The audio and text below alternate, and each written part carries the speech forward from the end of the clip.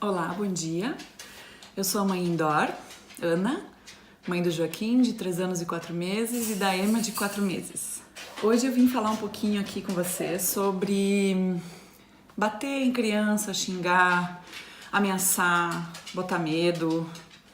Enfim, que formas de resolução de conflito que a gente encontra com os nossos filhos, que são produtivas, eficientes, legais no termo inclusive jurídico e legais no sentido de bacana, de joinha.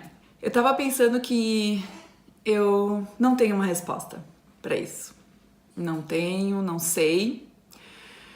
Eu sei algumas perguntas diretrizes, algumas perguntas guia que a gente pode se fazer enquanto mãe nesse processo aí de resolução de conflitos.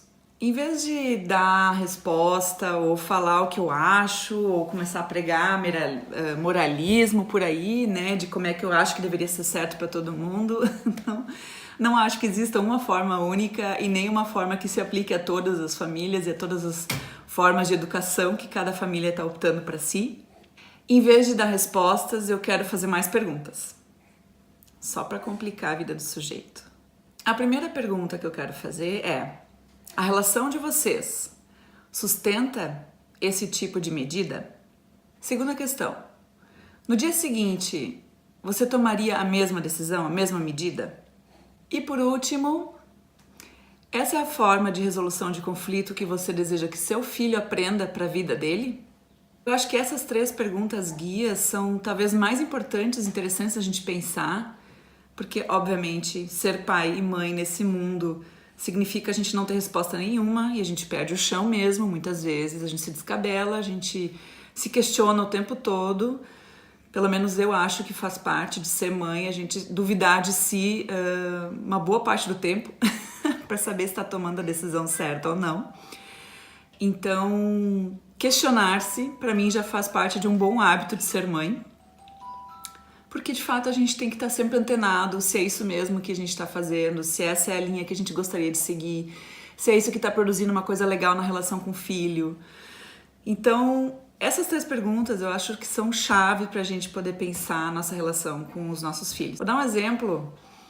Como é que está sendo conosco e com o Joaquim, que já está nessa fase, né? Desde antes dos 2 anos ele começou uma fase mais do contra, de querer ser independente, de às vezes gritar, bater, se tapear, dar chute, ficar muito brabo, muito putaço assim com a gente, né? Teve momentos de crise entre nós, da família, assim, que a coisa foi se escalando, que parecia que o único jeito que tinha ainda de resolver as coisas era a gente usar a força física contra ele. Bom, essa seria a força final, fatal, porque que chance que a criança tem, né? Contra a força de adultos, né? Então, assim, isso é uma coisa que a gente aqui em casa não optou por fazer. A gente acha que isso não é uma forma que a gente gostaria que ele copiasse como resolução de conflitos. Já vai, Eminha. Deixa eu virar ela. Tá um sol tão gostoso lá fora. Hoje é o sol da manhã, resolvi gravar, é uma outra luz. Começou o outono aqui, então a gente curte quando vem o sol. O que eu tava falando?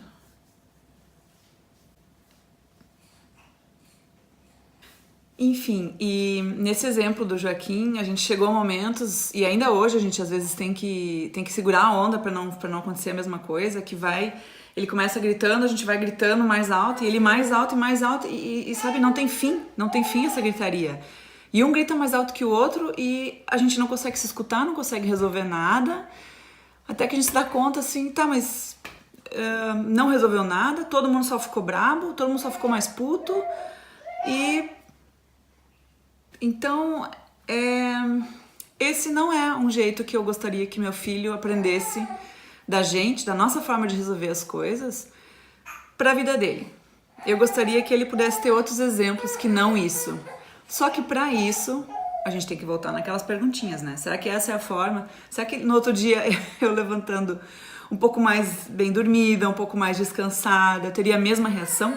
E a gente tem que ter muito cuidado, muito afeto com a relação que a gente está construindo com os nossos filhos, porque essa relação, ela vai ser para a vida toda.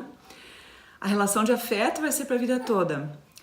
Mas a relação de educação não perdura a vida toda. Tem algum momento em que a gente não precisa mais ficar com uma postura educativa sobre os nossos filhos, né? Tem algum momento em que a gente tem que largar um pouco mais de mão e quando eles estiverem mais adultos, jovens, adultos, aí a gente não vai mais precisar ficar assumindo essa função de educação como a gente está fazendo isso nesses primeiros anos tão intensamente. Então, o que vai ficar da relação? A Emma já aprendeu a virar, então ela vira, aí ela fica braba porque ela não consegue pegar os objetos ainda. Muito engraçado. É difícil. Então, gente, não é um tema fácil. Eu me descabelo, eu me questiono todos os dias. Eu não sei se a forma como a gente está agindo é a forma correta. E às vezes eu tenho a impressão de que eu poderia fazer diferente algumas coisas. Às vezes eu observo que outras famílias fazem de outras formas. Aqui na Holanda, então, aquilo que a gente vê, né, que a gente também não está dentro da casa das famílias, mas aquilo que a gente observa e ouve, né, dos relatos das famílias holandesas aqui, é que são pais muito tranquilos, né, com relação a isso. Não ouço a vizinhança aqui, todo mundo se descabelando, gritando, né, tapeando e botando de castigo e um monte de coisa assim, sabe? E as crianças são travessas igual, mas existe, parece, uma outra relação aí entre pais e filhos, talvez um pouco mais tranquila, talvez um pouco mais na confiança de que tá, vai ficar tudo certo, isso aí vai passar, sabe? A gente não precisa corrigir cada cagadinha, cada coisinha que dá de errado, de diferente do que eu imaginei, né? A gente não é mãe de livro, os bebês não são bebês de livros, ninguém é ideal nessa história, não tem bebê ideal, a gente não tem um bebê ideal, a gente não é uma mãe ideal, então a solução que a gente encontra para as coisas também não vai ser ideal. E não vai ser de livro, não vai ser de Dr. Google, não vai ser de qualquer outra dimensão que a gente vai tirar. Vai ser na experiência, vai ser no lidar, no dia a dia, vai ser nas coisas positivas que a gente vai fazer. É dali que a gente vai tirar as coisas que funcionam, as coisas que não funcionam.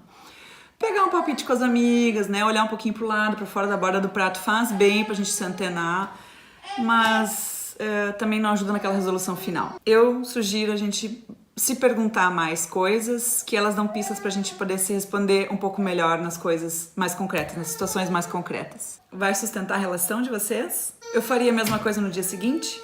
É essa a forma que eu quero que meus filhos aprendam para lidar com conflitos, com resolução de problemas? Então era isso por hoje, gente.